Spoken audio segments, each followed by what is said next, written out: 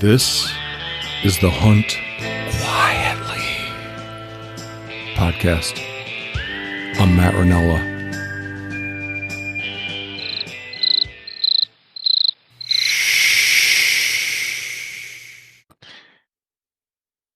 Yeah, so thanks for joining me, John.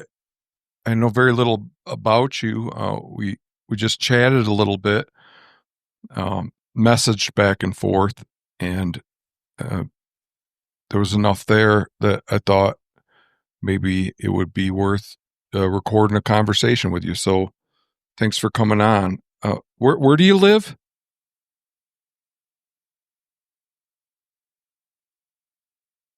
Now I can't hear you.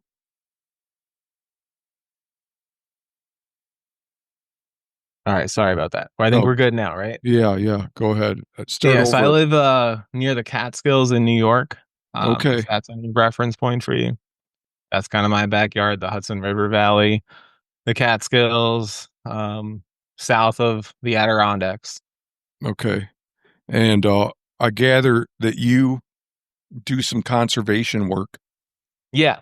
Yeah, so I'm a BHA member, Trout Unlimited member, and I think the biggest thing I do is, as far as conservation, is I teach two courses that are really conservation focused. I'm a high school teacher. I teach a college level course on public policy, and a good chunk of that course is conservation and environmental policy. And then I teach a course strictly on conservation civics. It's a co-taught course with a science teacher, where the students learn both the science of ecology, wildlife management, environmental science, but they're also learning the social science side of policy making, and kind of wetting those two waters together, so to speak. So two really cool courses. Wish I could have took them when I was in high school.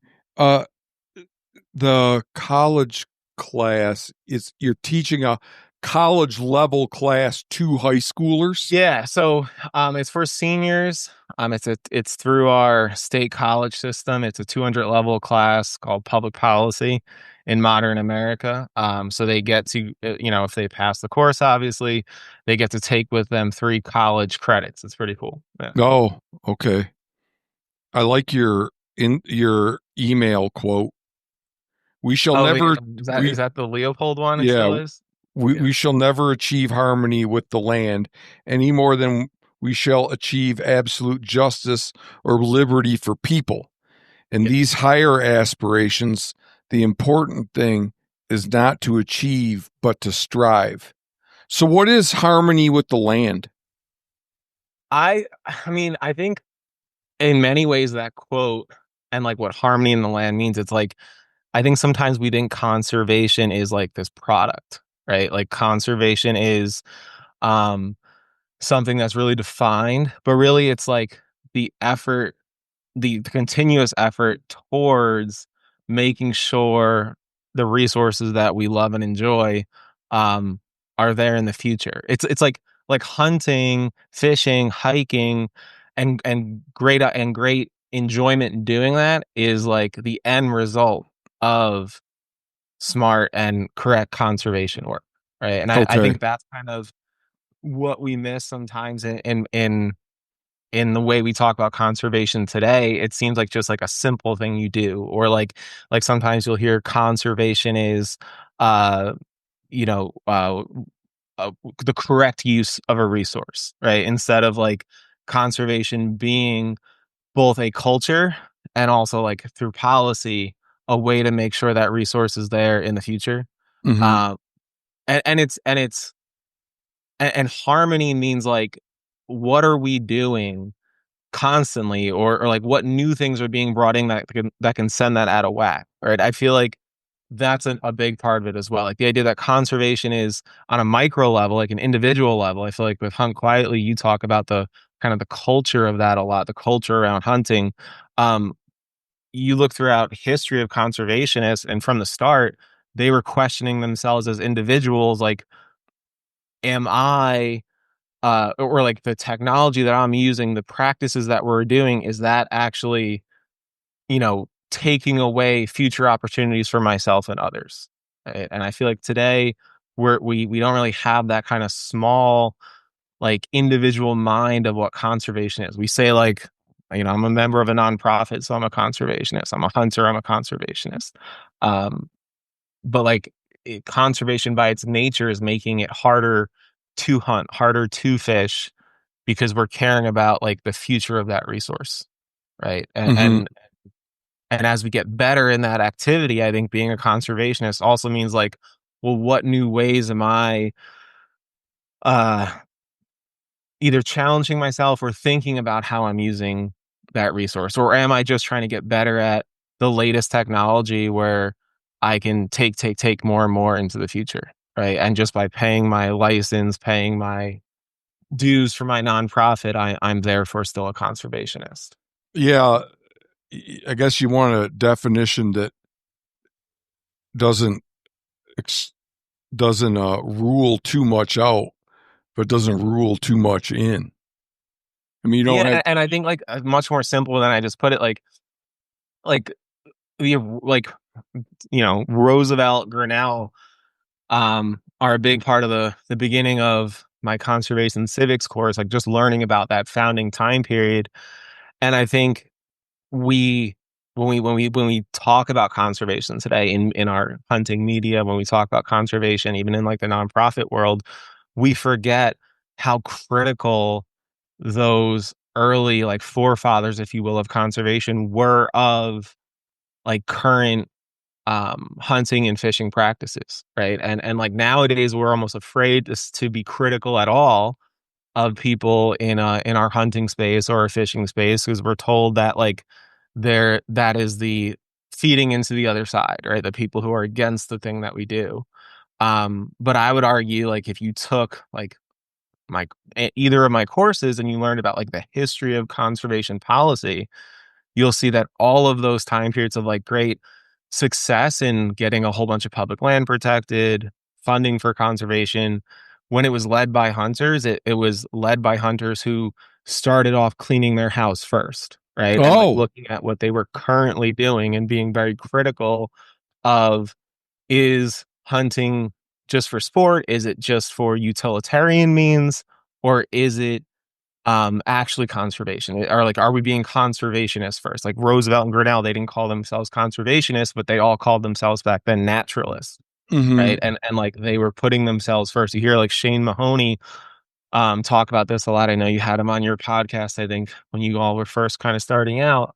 How, if you look back in our history of conservation in the hunting space, at least, there was a good chunk of the 1900s where those early conservationists lionized, some would say almost to a fault sometimes, the wildlife over the hunter themselves, right? And I feel like we're so far Wait, from what do you that. mean? And What do you say that a different way? yeah, so like Roosevelt and Grinnell, and like that early period and through Aldo Leopold, like they loved the game species more than anything else. Right? There's this crazy account of like Roosevelt's president of the United States, and what he was always so critical of was when writers, they didn't have to be hunters, would write about wildlife in like a very unscientific way. Right? It's like he hated Jack London, for example, right? Like a contemporary of his at the time, Because and he would anthropomorphize or wildlife. at the time what they would do is like describe like these, they would describe a grizzly in ways that would make it seem part sci-fi, right? Almost today, like monstrous and so scary. I see. um or like hunting literature back then that would, make the hunter into this great hero slaying the beast, right? Where like for Roosevelt, the like a quality hunter was not just like the fair chase, which I think we still remember from that time period as like fair chase and the epics behind that becoming a thing.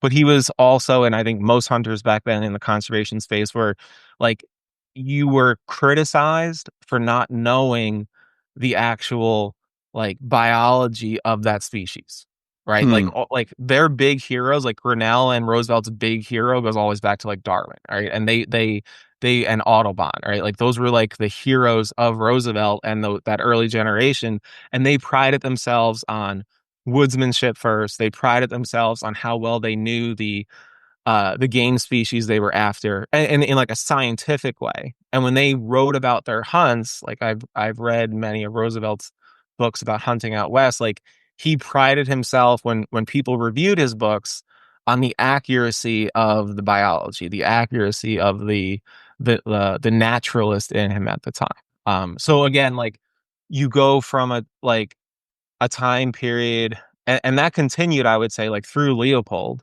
of conservationists putting the wildlife first. Allo Leopold brings in the whole landscape, right? The land ethic first. And somewhere in the last 30 years, I would say to 40 years, I've been reading a lot of David Peterson, who kind of talked about this in a lot of his books in the 2000s and 1990s. The culture of conservation is kind of lost from champion wildlife and wild places first, and we enter into this world of like champion a lot of like hunters, right? And that's like a very new phenomenon. It didn't just start with social media, but I would say it started probably in the 80s and 90s with a lot of just like hunting media. Mm-hmm. And there were critics at the time of that, again, like Shane Mahoney being one of them. But I find that, like, when we talk about the culture of conservation, right? And culture is always like upstream of policy. That's kind of like a thing in the public policy making space. Like if you want to see like future public policy or the potential to create new policy down the road, like what is the culture of, and doesn't have to be conservation, it be anything like trade, what is the culture of labor unions, you name it. Um, but those things are really important. I think like knowing that we were most successful in creating policy when the culture of conservation prioritized wildlife first, land ecology first, um, and didn't exalt just like hunters or like mm, uh, the you know yeah, I guess that's exactly what I'm trying to say. Like prioritize and celebrate the hunter. And it's funny because I think this is what you do really well with Hunt Quietly, is you brought to this conversation that like you could, like, I don't think people were realizing how much we were celebrating hunters in our culture over like what original conservationists did. Mm-hmm. Yeah. Yeah. It seems like uh humility should be the default like mindset when it comes to harvesting wildlife. Mhm. I I think it's too sacred, you know, to be taken, like to be used as a vehicle to drawing attention to oneself. Yeah. And Yeah. yeah, and yeah, now I mean all the people that are famous hunters that get lauded as conservationists. I mean, it makes me wonder what is the bare minimum? Like what's the price of admission, like to be called a conservationist? Uh, Well, I think the price It's nowadays, certainly not buying a hunting license. right? But I think the price nowadays is very much lowered, right? Like in that transformation, when you look at like our history of conservation in our country from that early time period through the Leopold time period to where it is now, the huge difference is how much kind of corporate America is involved in and defining conservation, right? And I'm not saying that's all a bad thing either. Like I'm glad we have, more hunting companies today that talk about public land and conservation than not. But if we allow, but if they are the defining voices, right, in what conservation is, I think the to be fair, the benefit is like you could really spread the word conservation wide. I think people use that word conservation and hunting more today than at any point, honestly, like in Yeah, probably the last and I 50 would years. imagine that's partly because they're trying to maintain our reputation amongst non-hunters. Yeah.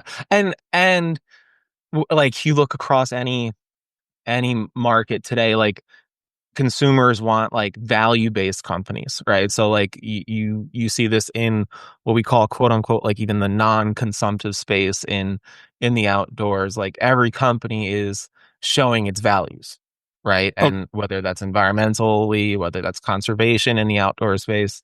But like while it's great to be able to have companies that have that as one of their goals, at the end of the day, the goal of a company is to maximize profits, right? So what you end up getting is, I think, a very shallow definition of conservation, a very like easy entrance to be a conservationist.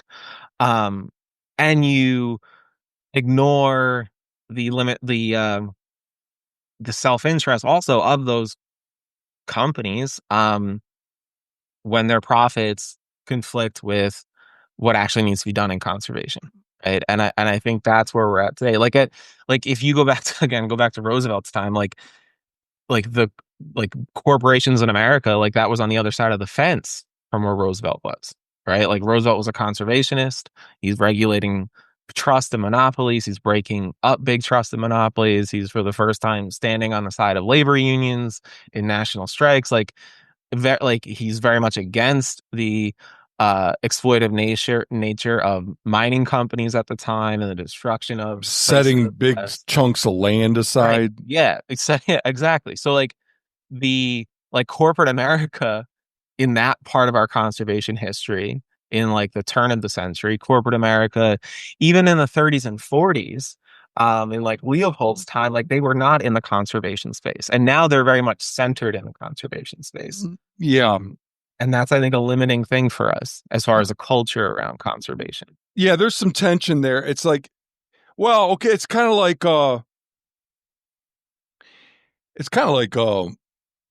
neoconservatism. Like what's good for the economy is good for uh society kind of a thing. Yeah. And Yeah. I'm not a big believer in neoconservatism. Uh and, and there's just some there's just some at least some edge cases where it's just absolutely not true. Like Yeah. like my brother, he has a deal with a big venture capitalist firm, and the people there at Meat Eater, they consider themselves conservationists, and yet they market side by sides.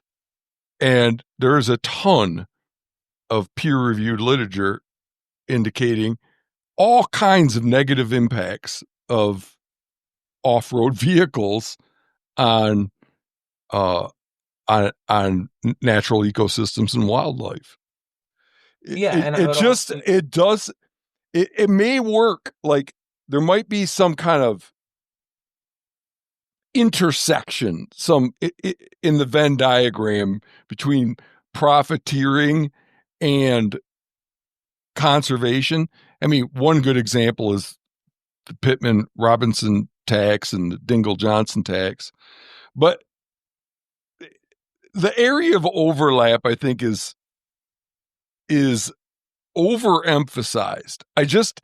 I don't think I think we take it too far to say, what's good for profits is good for the resource it's a hard case to make.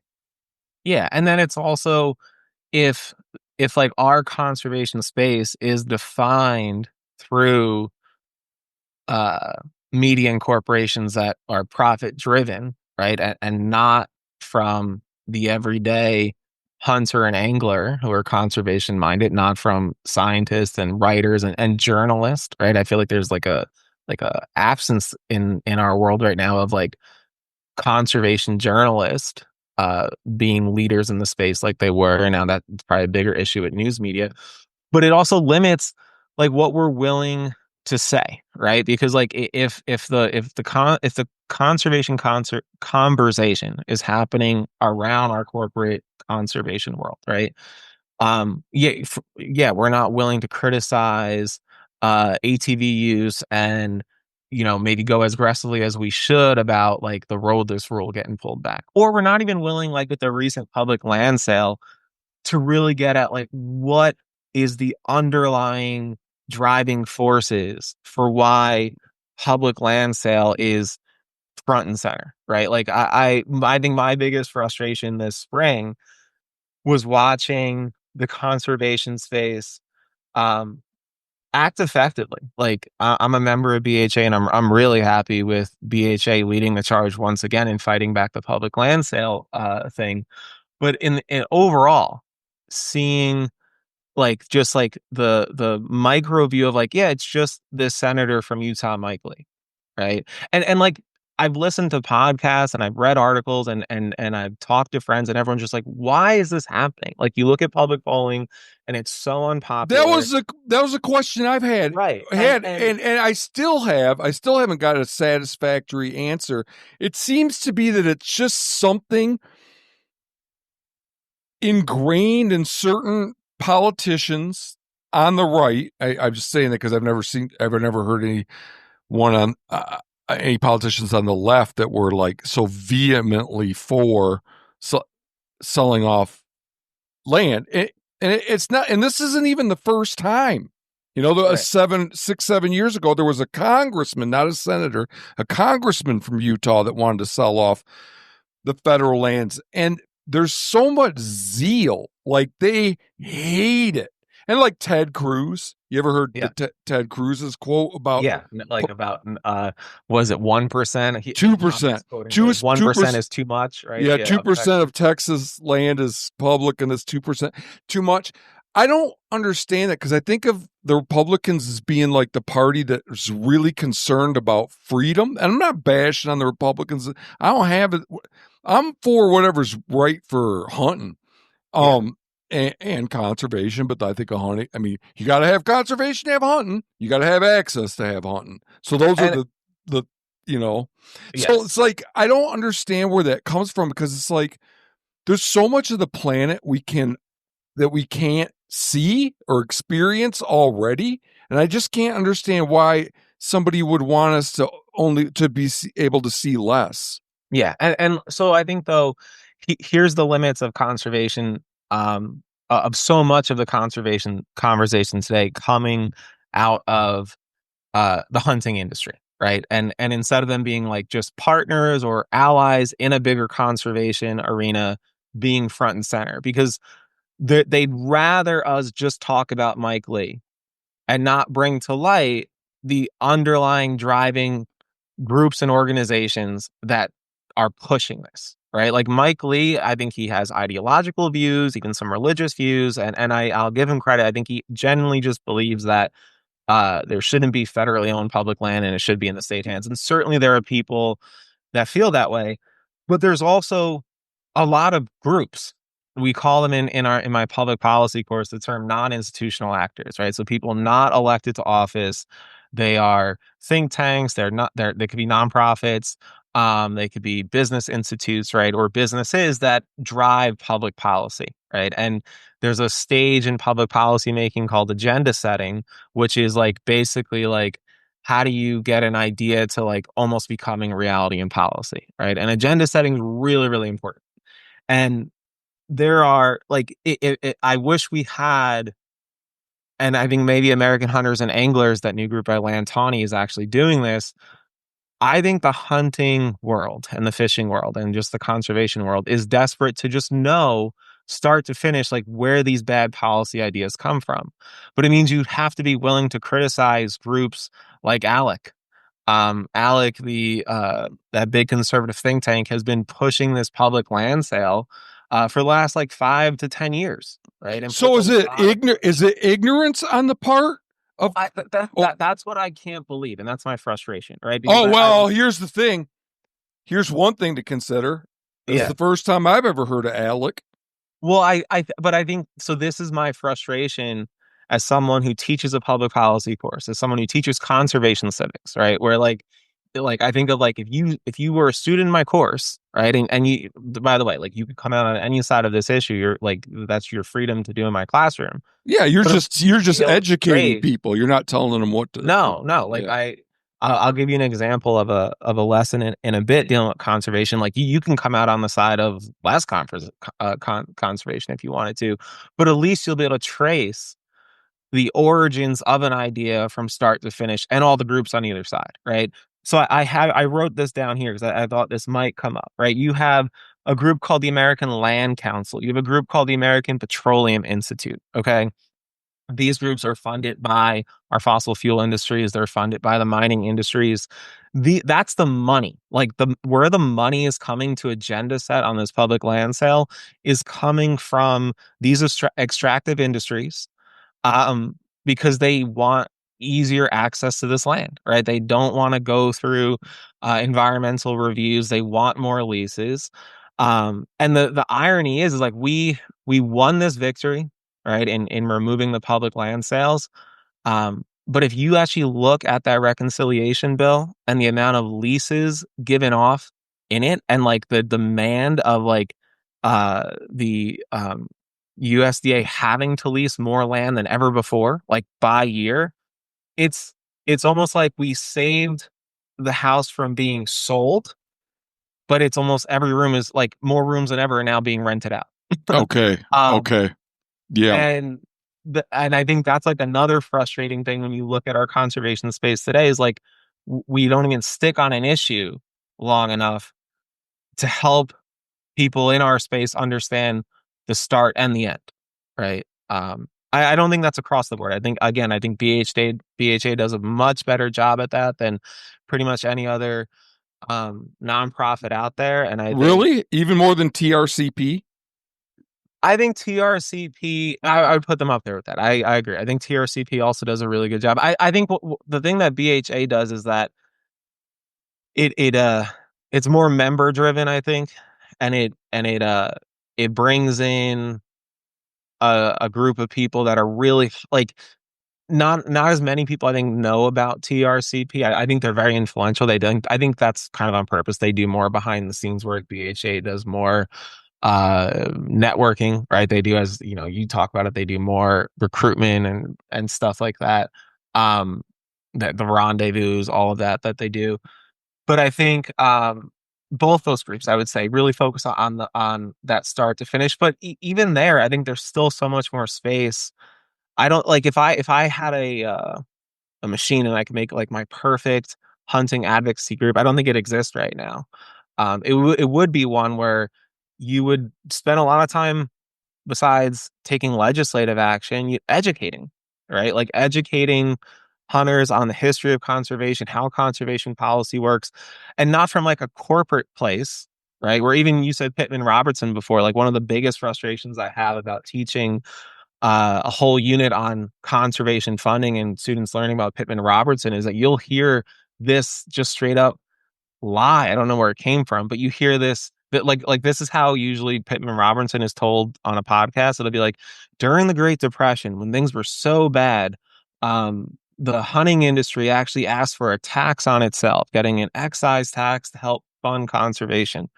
That's just not true. Oh, Like what is the real oh, like story? so there was already what Pittman Robertson did was take an excise tax that was already on uh those industries and just make sure it's now going to conservation. What was it? Right? I What was like it the like intended for before it was? it could be diverted into other sources, right? So it was like now Pittman Robertson, like the way it works is like that excise tax goes on those products. Same with later on with the Dingle Johnson Act, right? Okay, but why did they have it in the first place if it wasn't intended for to go for wildlife and I'm not sure. I mean, back then we had a lot more of those bigger, broader taxes from tariffs to excise taxes. Now they're kind of okay. coming back in vogue.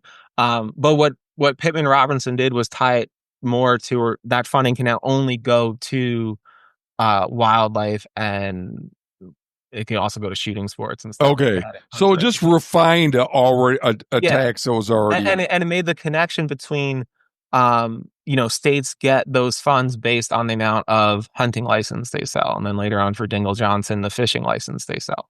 yeah. So it was really like it was impactful, it was transformative, it was hugely important. But when you say the origin that way, that like in the depths of the depression and all these businesses are struggling, but here comes the They're hunting like, industry please, willing to tax please tax themselves. us. It's a very different origin story, and I think that matters. Yeah. uh, Do you know Do you know how what percent of wildlife funding is from hunters? So I know in New York State it's like 59%. And that's Oh, another thing too. You'll hear like sometimes people say that like hunters and fishers pay for all conservation. That's not true. well, there was a study done in 2015, and the number those authors came up with was 6%. Really? I'd like to see that. That's interesting. Yeah, well, you figure how much money goes into managing Forest Service and BLM lands. That has nothing to do with hunters. That's Y- everybody. You figure even with Pittman Robertson, the clear majority of that money is from the shooting sports. It has nothing to do with hunting. Yeah, but Uh, as of right now, like for states to access that money, it is largely based on the amount of uh hunting license, and then for Dingle Johnson fishing yeah, licenses. well, yeah, it's 4 to 1, right? Yeah. Yeah, like if I put up $1, I get four from the feds. Yeah, and they still states don't put up their own funding with that.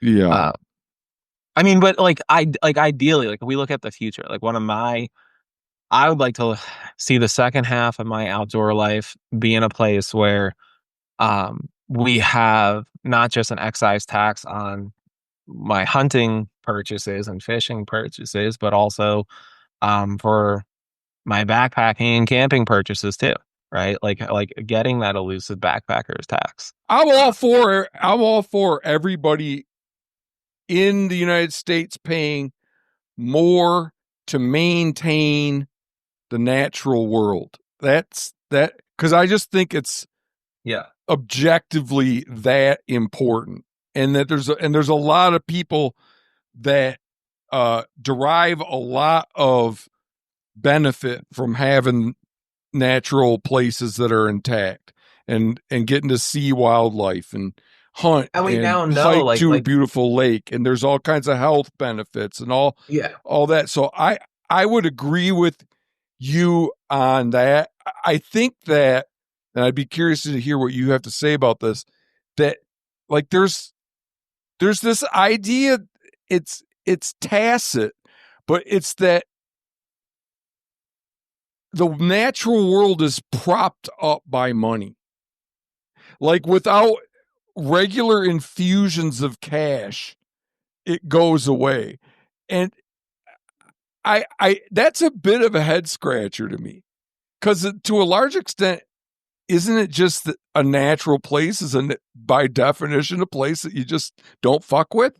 And doesn't not fucking with something not cost a lot of money? Well, I think. Well, I guess there's a Not couple. fucking with something is free, isn't it? I agree, and like I think though that does go to that view of like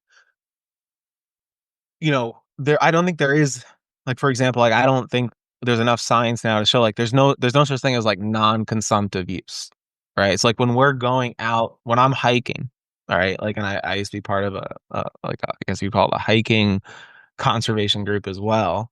Um, like I'm still impacting that environment, right? And Yeah, even if we like let's say like we took like a chunk of the Catskills. Let's say we took like 200,000 acres and just like put a giant wall all around it and said like no one can go inside of that.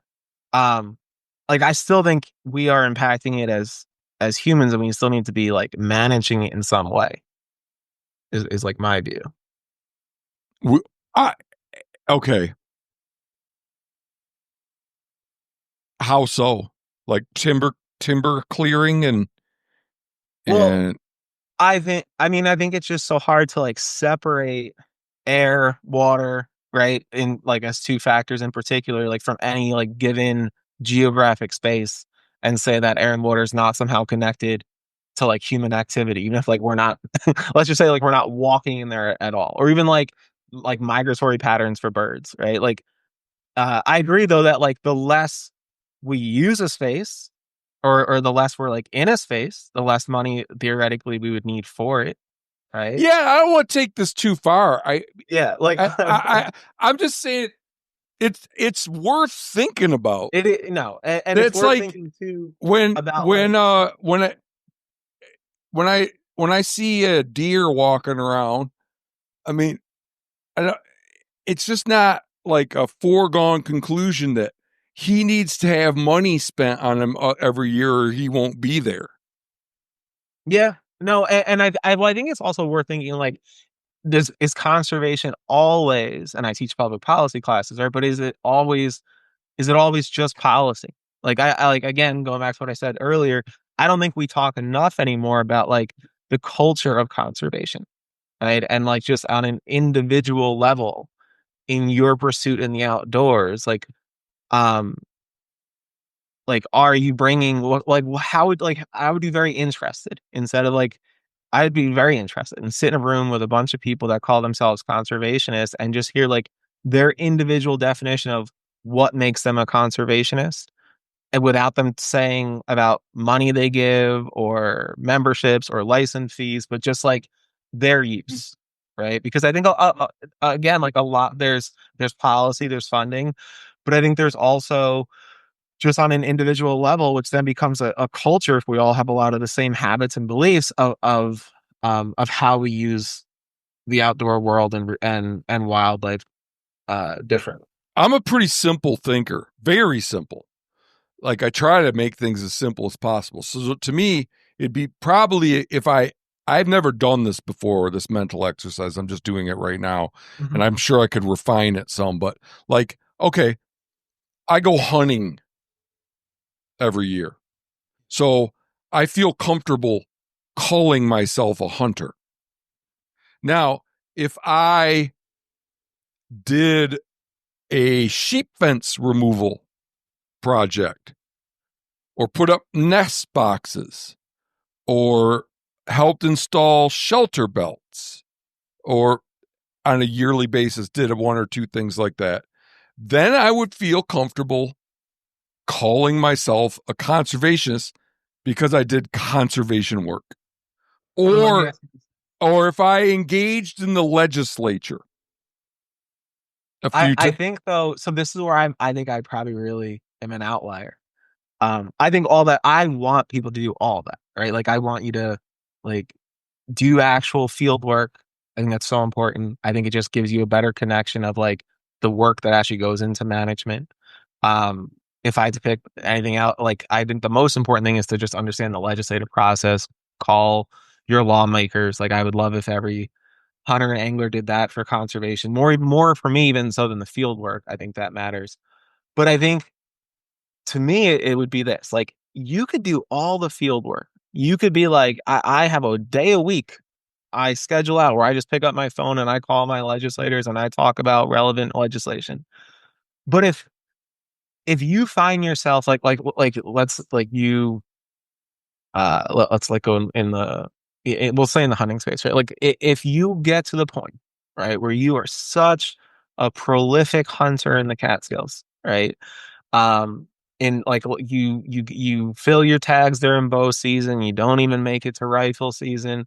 Um and you are just saying, how can I just, get better and better? And I'm going to other states now, right? And I'm putting up, I'm learning how to use cell cams and I'm running 140 cell cams and I just fought one of those e-bikes so I Well, can now get you're even starting deeper. to. This person is starting to sound like a real douchebag to me. Well, But no, that's kind of my thought okay. process here of like, you could, I think, like there's that policy side of conservation. I think what you were talking about, like doing actual like field work with Well, that's not doing field well, work. Isn't I'm thinking like you need permission. Like a lot, yeah, I don't think most people just go in the woods and do field work. Even when you do it through a nonprofit, it's like approved by your local, I mean, by like your state forest agency or something like that, right?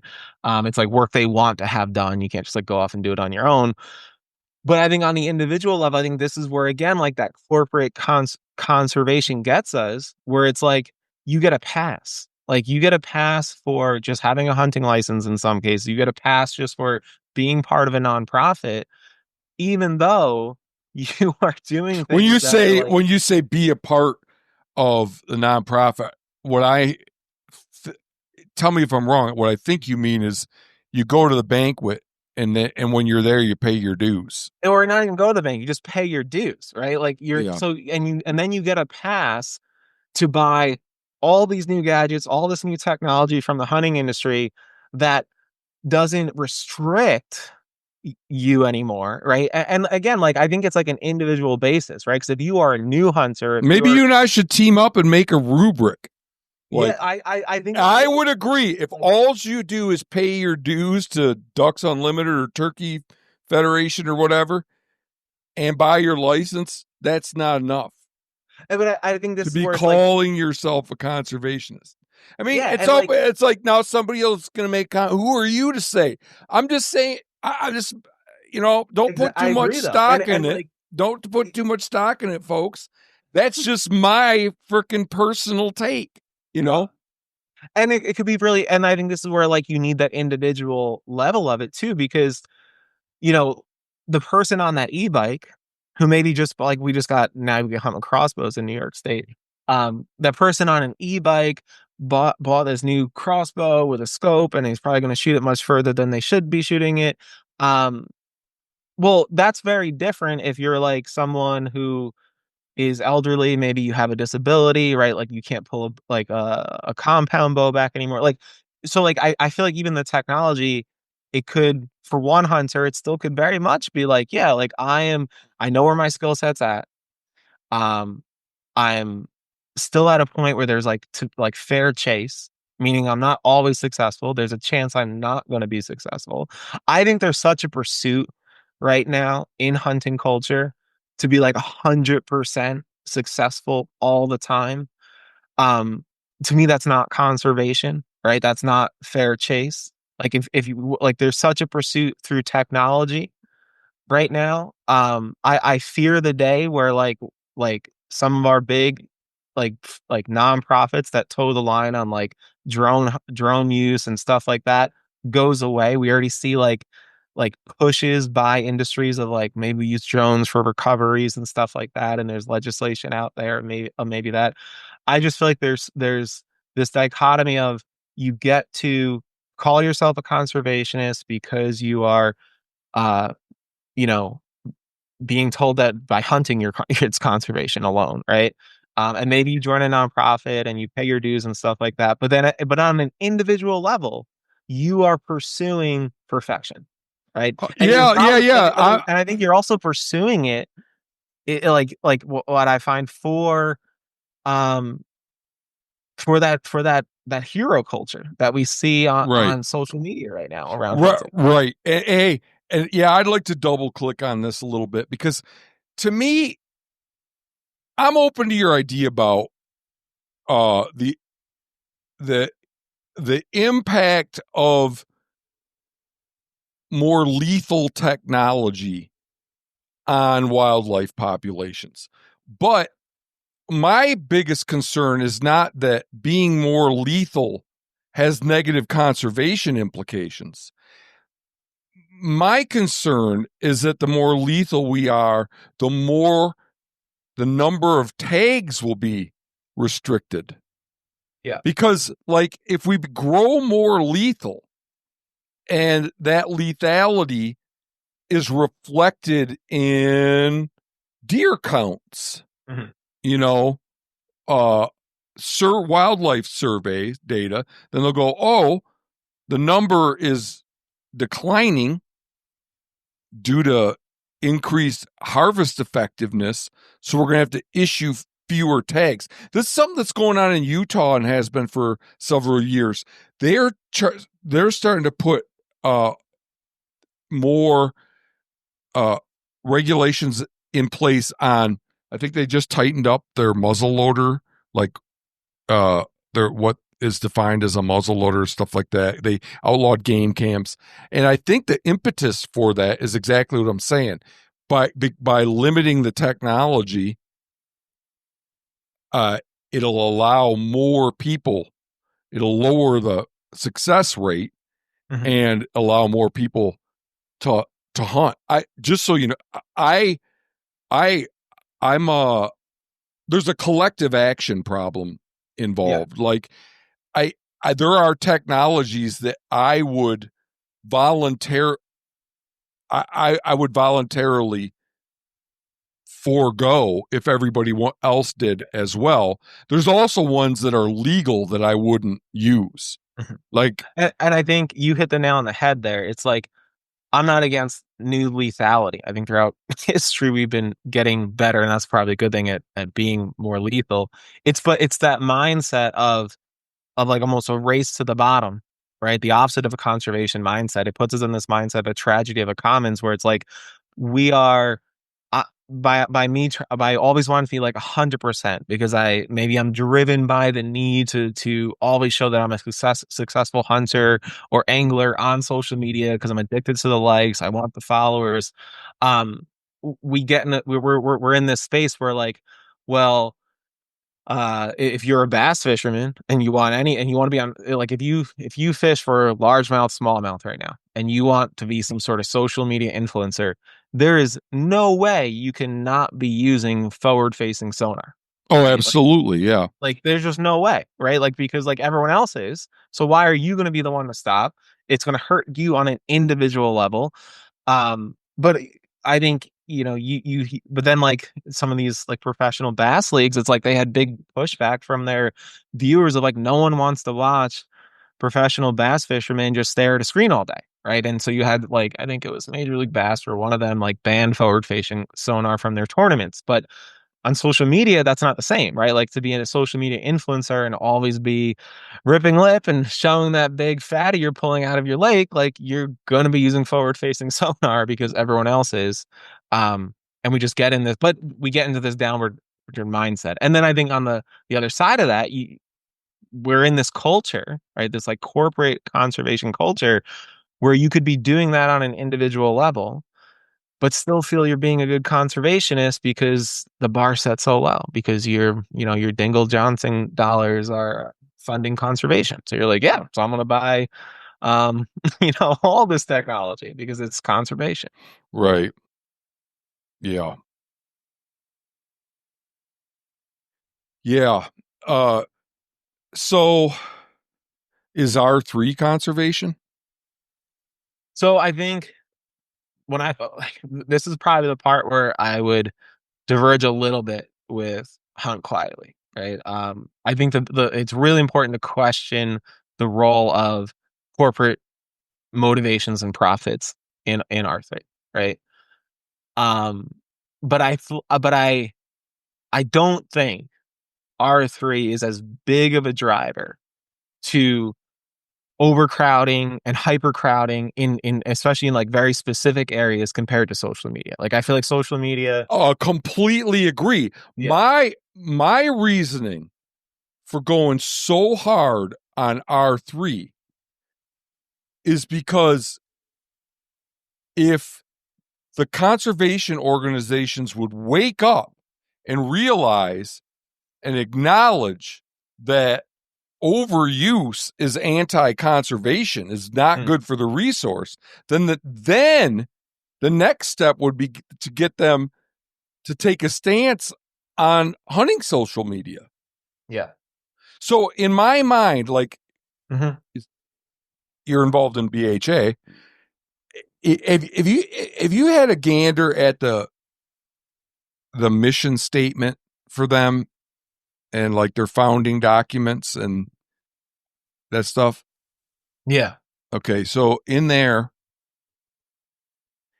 in those, in the on their website, if you look at their mission statement, there's stuff about uh the importance of solitude yeah, in multiple places.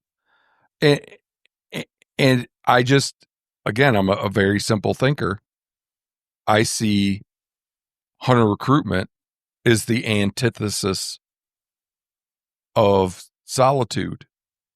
yeah, And so I just see that. And then when I look at what they do, and that's 50% or more hunter recruitment, uh, then it just seems like it's hypocritical. And here's another thing, as a conservation organization, it seems like they should be aware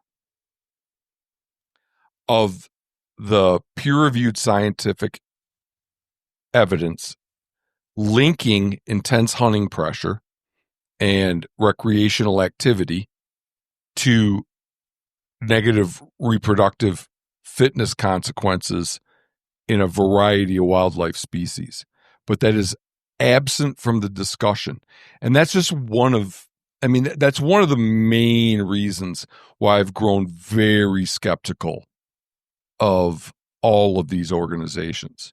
It's like, Yeah. I just don't understand how you can look at the hunting and fishing, outdoor recreation and landscape and conclude what we need is more people doing this. I think it's like I think it's a betrayal of the people that already do it. I think it's a betrayal of wildlife. I don't know. What do you think of what Yeah, are I you at mean, on that on I that stuff? think it's well, first of all, I think the only group that would ever say like the answer is always more and more is those that make profit from it, right? So like again, if conservation discussion is such centered around corporations today, like that, that's the part that really wants to always see more, right? And to sell more product, to sell more gear, to do all that. The way I see R3 in like BHA and many of the nonprofits is more of the funnel that catches people that want to come into these things from social media, right? Agreed. And that's what, okay, just So we're clear. If in my, I think if BHA was operating in accord with their founding documents, not only would they not be doing R3, they'd be going after social media. They'd yeah, say, just quickly though, I think instead they team up with what I see hunting though, celebrities. They don't, you know. what I see like I just was at a muster in the mountains BHA event for the Northeast, right? And they had some groups that are associated with them that do mentor hunts and bring people into hunting.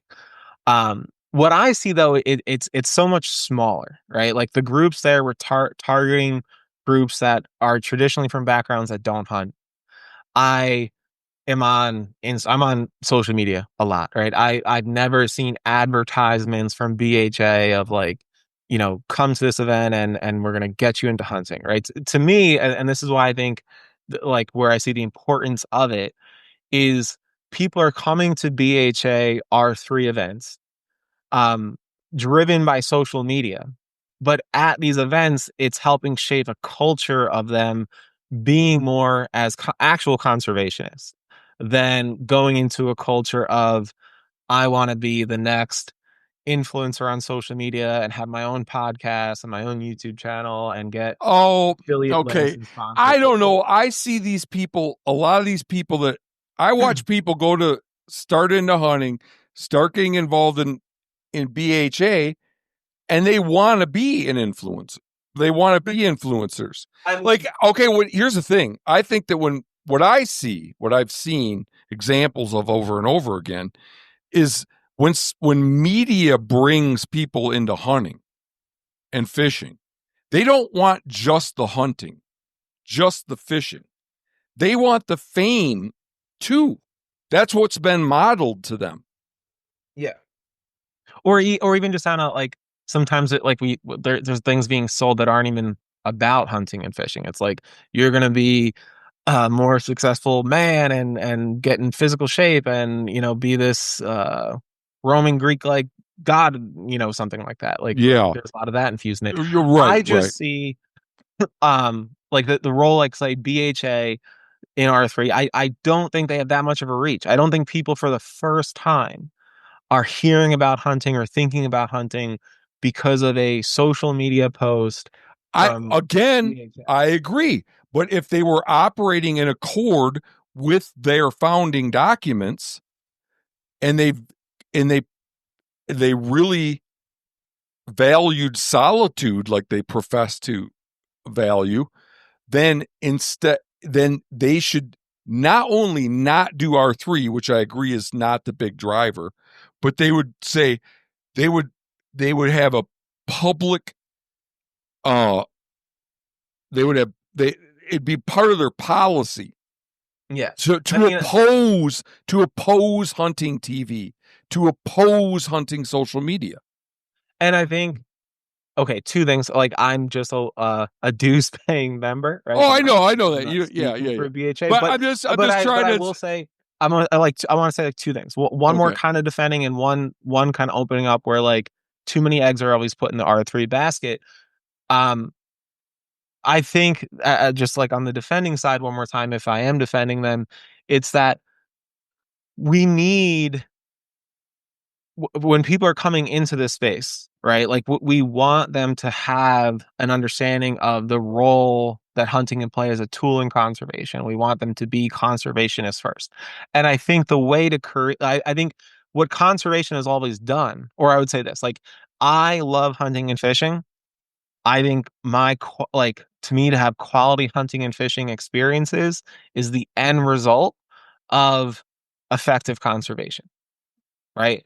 And I think BHA and nonprofits that are conservation minded and are more member focused, um, are helping contribute to, in the long run, in the future, improved experiences. Now, to putting all the eggs in one basket, I think too often R3 is viewed as like the solution literally to everything, right? It's like the number one conservation tool. It's the only way to fight anti-hunting. It's the only way to get more funding. It's the only way to protect public land. I think what is like totally absent from the conversation these days, and including with these nonprofits, is like, how do we actually just create hunting allies, fishing allies, without you actually having to do that thing, right? Like, there's a lot of small farms trying to survive by me. They don't try to make the community into a bunch of small farmers, right? They create like CSAs.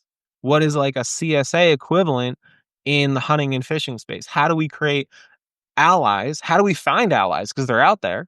Like, instead of just saying we need to create more of us, right? I think that part is completely absent, and I think putting all the eggs in the R3 basket pushes out that part of the conversation. Is like, we don't necessarily need more people hunting and fishing, especially when we know, like you look at the numbers, you all have talked about this, like, yes, it's very important for funding to get license sales, but that's not, like, the data doesn't show we're having this huge drop in people hunting and fishing. All right. And yes, in the future, No, we're having increases. but at the same time, I think there still is a space to discuss, like, how do we create more allies in the outdoors? Yeah. How do we Um, reach out to the non-consumptive community? And I think one issue right here is, like, social media putting intense amount of human pressure in wild places. And it's happening in hunting, it's happening in fishing, it's happening in skiing, it's happening in surfing, it's happening in hiking. And the science that shows how bad it is for that many human beings to be not in a national park, not in a state park, but in some backcountry trail, or in the Catskills, we have a lot of high peaks that people hike that are trailless, that are now essentially have trails because of the popularity of social media and people wanting to peak back, right? Um, and there's potential allies there, right? Of like, we need to recognize that putting so many people in like in outdoor spaces, in wild spaces, going to the exact same spaces, is not good for wildlife, is not good for conservation. yeah, well, I don't think it's just in. So I make a distinction. Maybe you've heard me make it. I, well, okay. So there's what you just described, where a lot of people end up in the same place. I'd call that as a consequence of over publicity. Mhm. Maybe we call that hot spotting or spot burning. So I guess I don't make a distinction. I don't see the difference between that and drawing attention to the whole universe of natural landscapes. So I call that activity burning. Yep. So if you go, hey, I hiked to this lake and it's beautiful.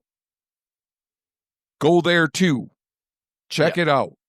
That that you might draw some criticism from doing that. People Yeah. might be like, "Why'd you bring all that attention to this spot?" You know, that's not the uh that's not good for the resource. But if you draw attention to the whole universe of outdoor locations, like go hiking like me, then you're lauded as a hero. And Yeah. I don't, I just think of that as the, it's comically incongruous. It's like, oh, it's okay to take a huge shit on one place, but don't just trickle a little bit of shit everywhere. Yeah. What do you, where are you at Well, with that?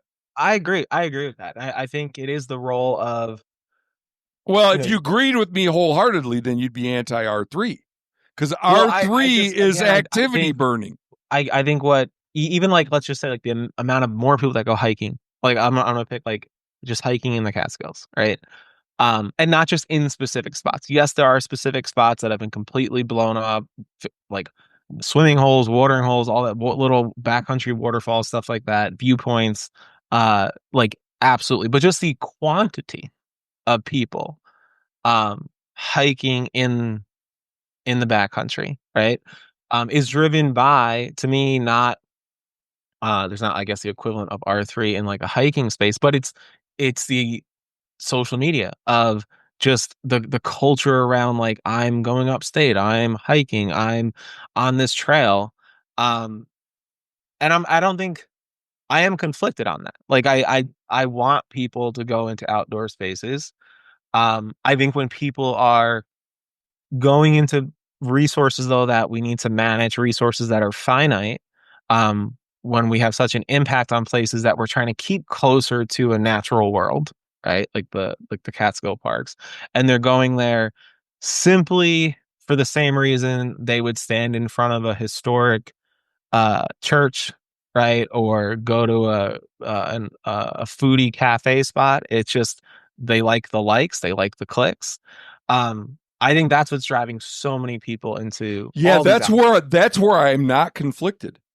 Yeah. I mean, like Thomas Sowell, the Harvard economist, has said there's no solutions, only trade offs.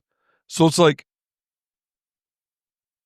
that seems like the least painful trade off to me is to disincentivize people that are there to to get attention from strangers, because it just can't be argued that the experience diminishes in quality when there's a lot of people around. Yeah.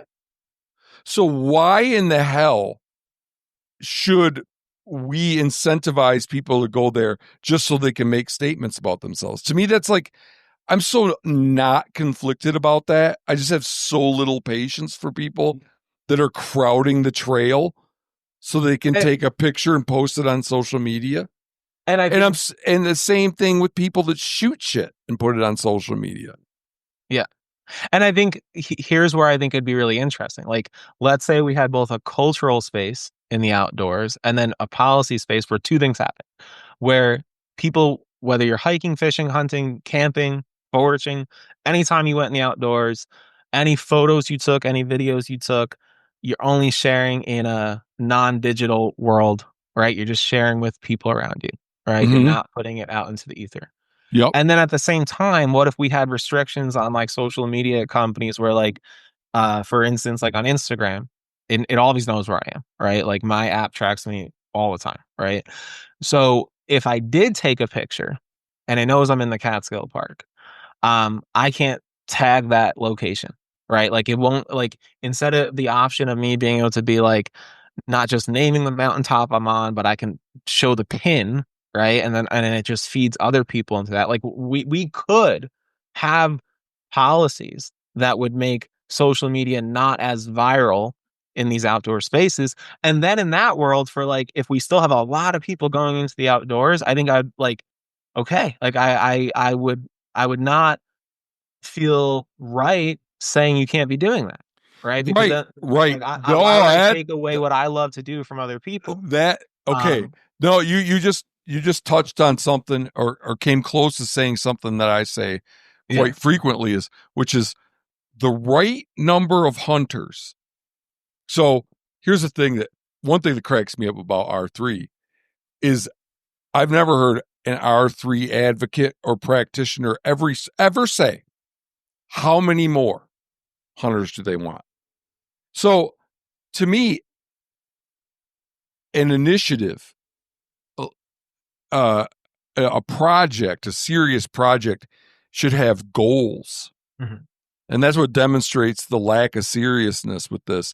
Is there's never a target stipulated. There's never a goal for, we want to take the number of people that hunt from 5% to what. And So, then it would be also like by state, right? It wouldn't even just be like national, right? It'd be like by state. well, let's start national. Give me a number, you know. But I, I, I feel, here's my number, and it's not like a concrete, but I think the right number of hunters is whatever number we would end up with if we did away, not by law, just by like doing the right thing as a community, did away with hunting entertainment and hunting social media. Mhm. Whatever it turned out to be then, Yeah. and I that's kind wish of we like could what like that create that. Yeah. and that's kind of like what you were getting at with the hiking. Like if it's still, like I just was posting about this lake down in Wyoming where the fecal concentration in this mountain lake is 35 times higher than what's Mhm. considered safe for swimming by the EPA. And and they talk about the impact of social media on that lake. And how many ever people are shitting in that lake if Mhm. if nobody could post about it and brag about it?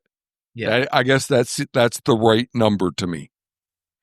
And I think that is the space that's really or a space that is missing from our conservation conversation today is like the role social media is playing in like that's our modern day market, right? Like what market hunting was in the 1880s Yeah. and 1890s, right? And what the market was being able to uh not just kill wildlife in large numbers, right? But what the Lacey Act did was kill the market because you could sell those feathers, sell that meat to East Coast cities and to Europe, right? So like the market of exchange, right? The market we have today, like our modern day market hunting today is social media hunters. Right. It's Like a that's the market. And digital harvest. yeah, and like the consequence, right? At least for like America's like big game species isn't destruction. Like that's not our current Right, issue. right. Because It when doesn't because serve a we purpose. just we But our just put current more restrictions. yeah, our current issue is land and land use and access. Right? Like that is the current issues we're dealing with. And Right. well, it's also that the supply of tags, the Yeah, supply of which is animals part of is access, right? Like outstripped. Yeah, okay. If you want to yeah. lump that with access, but Yeah, yeah, I would put I that think together. it. Like the Okay, ability, like the democracy tenet of utilizing outdoor resources in the North American model, right? Like that's the part too that is really affected by that, right? Like I was in 2022 U.S. Fish and Wildlife that was put out like their big study of like their why 5-year people survey. yeah, and why people don't stay in hunting and fishing. And one thing that really struck me, it existed in the hunting space in 2022, but not in the fishing space. One of the biggest factors for why after like 5 years someone was not hunting anymore was if they lived in a household of over 100 of making over $150,000 a year. If they had the highest rates of staying as hunters, and if you were below $150,000 a year, you had much lower rates. That didn't map over into fishing, right? Oh, Like that was not a factor. And I think like that's something that uh is really important to me. Like you I can buy. You can buy quality Yeah. in hunting in a way that you don't have to in fishing. And it's also a sign of the the the challenges of not just like getting into hunting and that stuff, but it's the challenges of access. It's the challenges of huntable spaces, right? Whenever you look at those surveys too, like why people either stopped hunting or don't hunting, like access is always the top one, and time. But to me, time and access are kind of linked together, because if you're losing a bunch of spaces you were once able to hunt either on private land, or it's just so crowded on your public land, like those are tied together, right?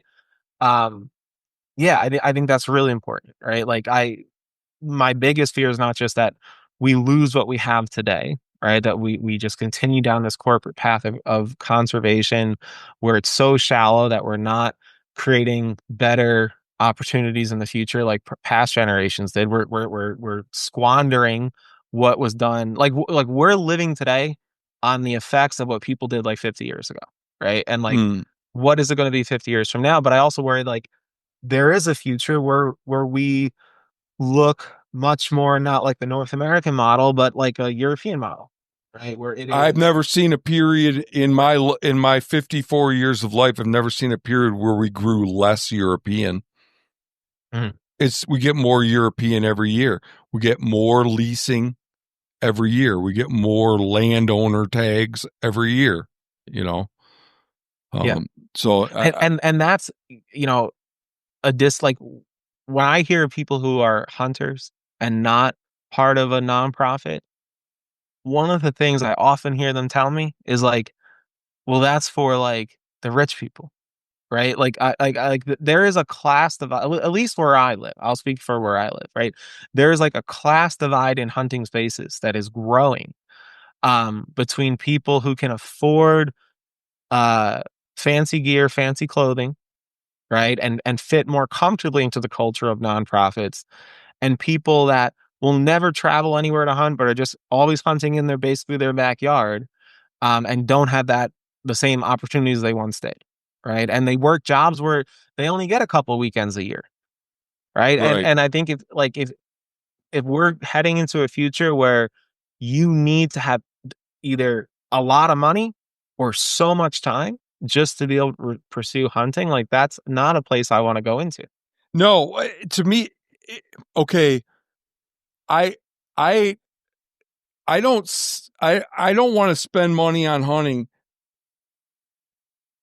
I'm somebody that could afford to spend a bunch of money on hunting.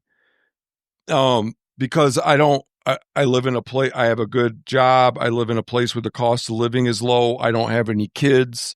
It's not like I'm a fat cat, but I just have low expenses and a decent job. I could spend shitloads of money on hunting and buy experiences for myself. I could easily have a lease. I could easily go on air float plane or bush plane flights in to hunt every year. I just don't have any interest in it because it's not what captivated me about hunting since I was a little bitty kid, which is the same thing that captivates me about finding mushrooms or gardening, Yeah. uh, or harvesting huckleberries. It's getting something by your wits.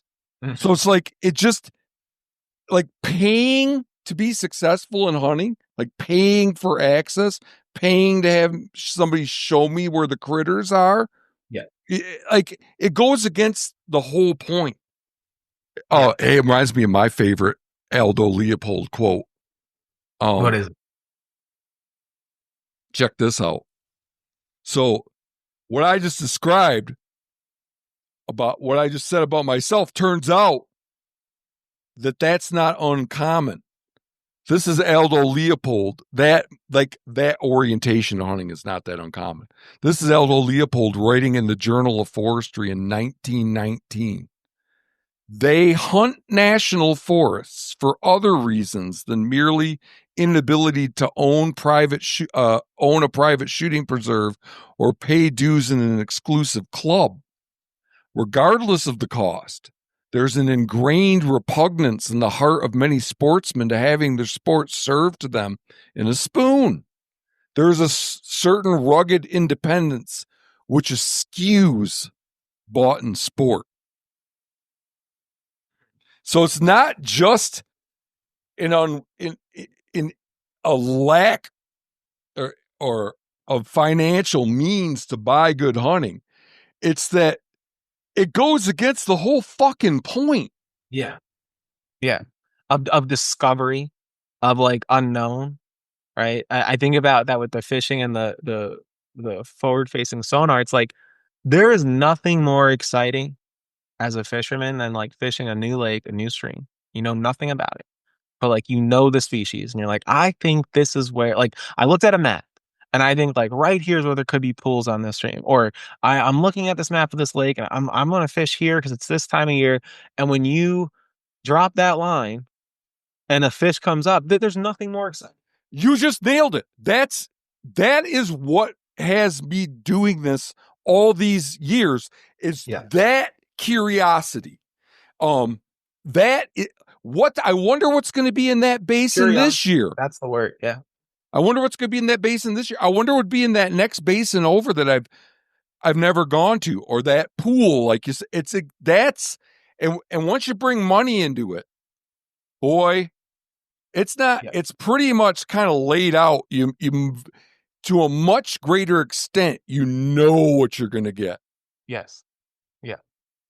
and that's a And shame it's to like me. it's the like a lot originally, right? Like the high we got from fishing and hunting was like that type 2 fun, right? That delayed satisfaction. The exact It's opposite only of fun. It's only fun in retrospect. right. Right. Like the ticks, the mosquitoes, like the this exact opposite of like the endorphin you get from seeing a bunch of notifications on social media, right? Right. It's literally the exact opposite of like that effect on your body. Um, I think of often like the first conservation story I ever heard. I was very young. My dad took me fishing on the Hudson River. I was like turning 10 years old. We go down to a spot where the stripers are coming up, and it was cool, man. There was people from all over. Tennessee license plates, West Virginia license plate. It's 2000, by the way. So like there was a moratorium on striped bass fishing in the 80s through the early 90s. It's not the first season, but one of the first seasons striped bass have come back and you can fish them. Why were they And depleted? they were depleted. Yeah. And there was a No, moratorium. no. Like, Why were they depleted? so this is the interesting part. Like, uh, to this day, not like there's a lot of competing discussions of like what caused the decline, but long story short, a moratorium was put in place. One of the most drastic measures you could have in conservation, just So like ending some people think it was overfishing. Some people think some it was. overfishing, some talk about different changes in the Chesapeake. To this day, like I've looked into it because I have like a project in class because we're right on the Hudson River in my school. Like the kids will, fish and do some research, and then they do some policy action with it. So it's kind of a outdoor experience for them. Um, but I remember all of a sudden everyone's lines on the shore are coming up, and it is the most exciting thing I think in my young life at that time. Just seeing everyone pull out these 30, 40, 50-inch fish out of Jeez. nowhere, right? You're just looking at the river and they're just everyone fish on, people pulling these fish out.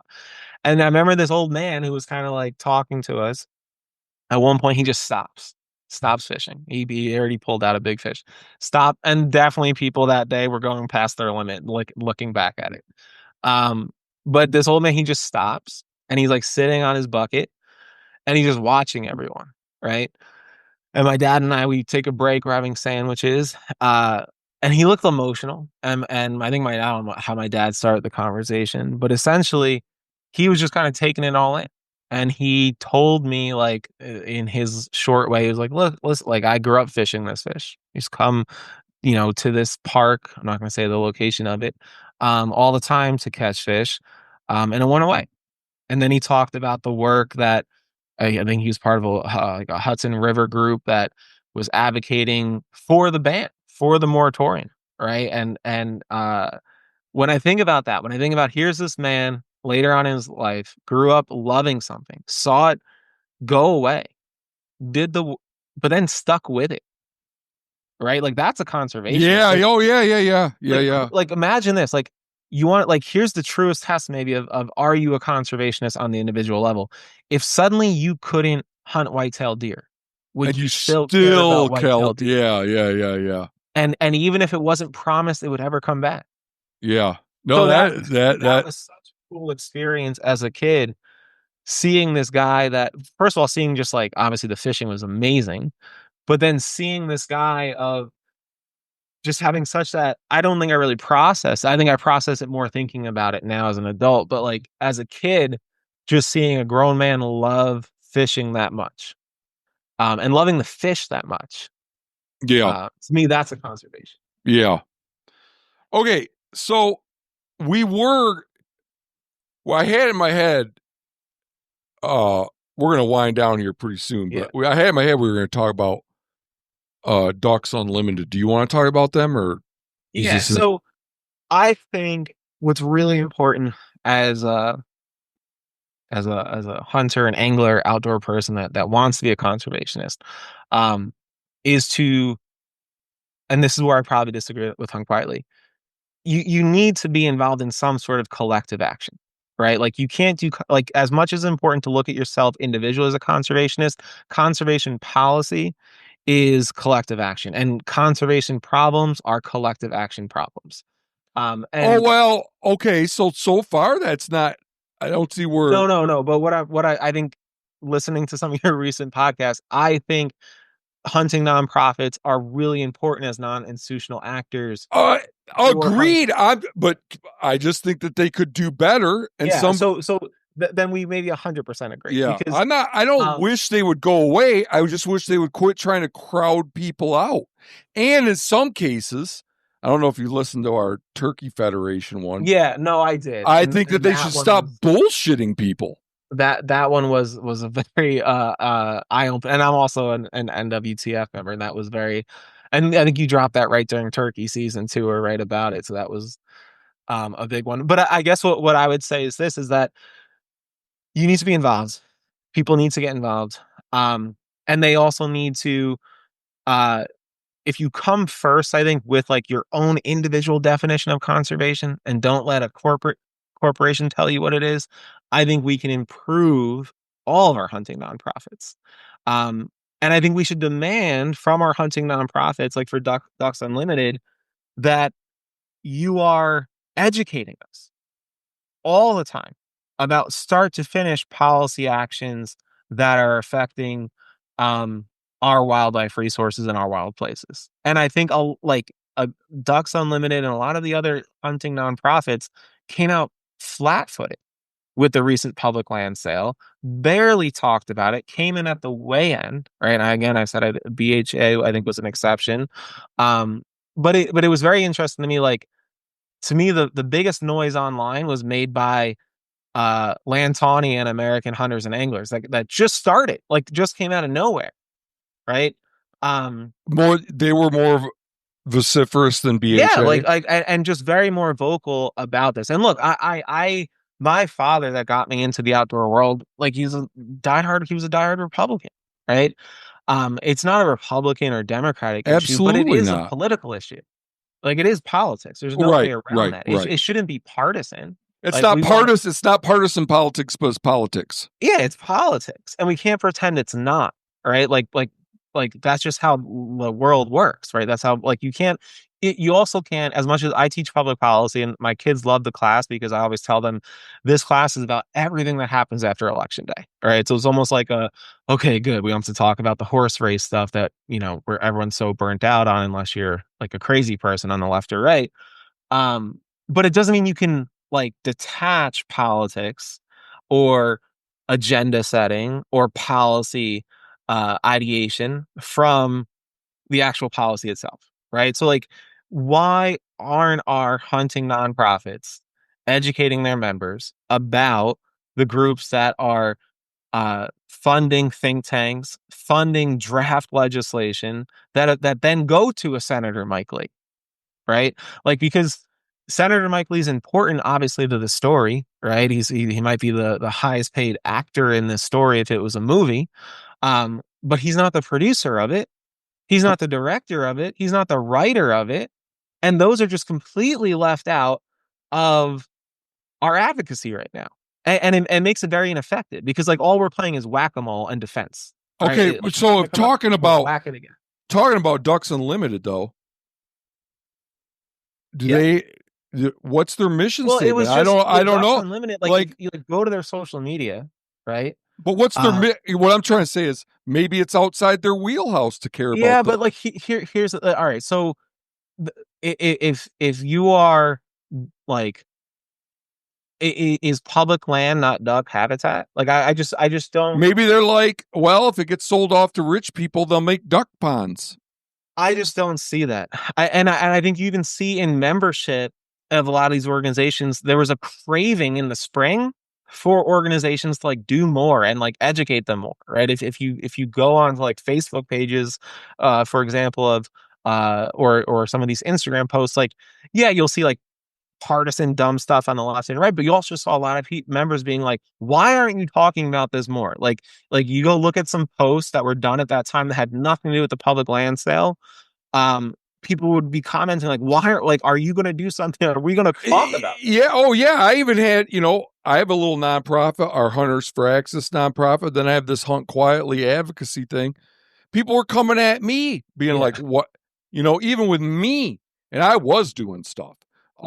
So I understand that, but I don't know enough about Ducks Unlimited. Maybe they don't care if it's public or private. Maybe all they care about is duck habitat. I just don't know enough about their founding documents. I'm I not going mean, to speak for them either, but I think if any organization out there is claiming to represent hunters and anglers, and it is claiming to be for conservation, and wants to detach public land from that equation, then I don't know what version of conservation they're peddling. okay, Right? To so me, that's corporate conservation. is But that like your that's certainly not Aldo Leopold's land ethic. I'll tell you is that. right? Sure, agreed. Is that your only beef with Ducks Unlimited? Is that they just didn't come out as strongly as you? Did they come out at all? They did. They had posts at the end. But Okay, that was my biggest gripe because I think DU is one of the like BHA is very aggressive and active, but I think if you look at membership, I don't think BHA has the membership that some of those other organizations do. no, not even close. Like Ducks Unlimited is like a $340 million a year nonprofit. What's BHA? Just a small fraction of that. Right. So like 30 million? that is a challenge. And maybe they're not the answer. Maybe they're not the solution. Um Wait, who's not the solution? like you're saying ducks unlimited for public land, but I just don't see how there was such a massive assault happening. Like that was the closest we've ever come to having one of the biggest public land defeats ever, right? Since we actually started protecting public land and Teddy Roosevelt's just preserving a bunch of spaces and putting everything under the Antiquities Act, right?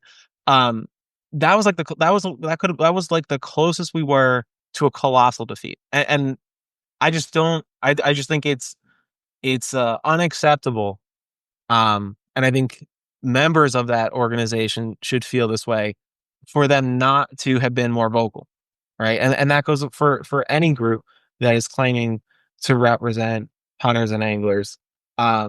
And also even look, you'll hear a lot of this too. Like, what about all you people east of the Mississippi? Like, you don't have as much federal land as people west. That's true. That is absolutely true. But we have a lot of public land in New York State. We have a heck of a ton of public land. Like, we I'd add it say up. the less you have, the more important it is per acre.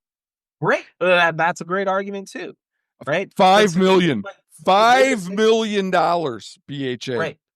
And also, like the compared to same groups, 340 million a year for right? duck. And the same groups that want access to federal public land want access to state land. In New York State, we're a little unique in that our state constitution protects a lot of our state public land, like in the Adirondack Park in particular.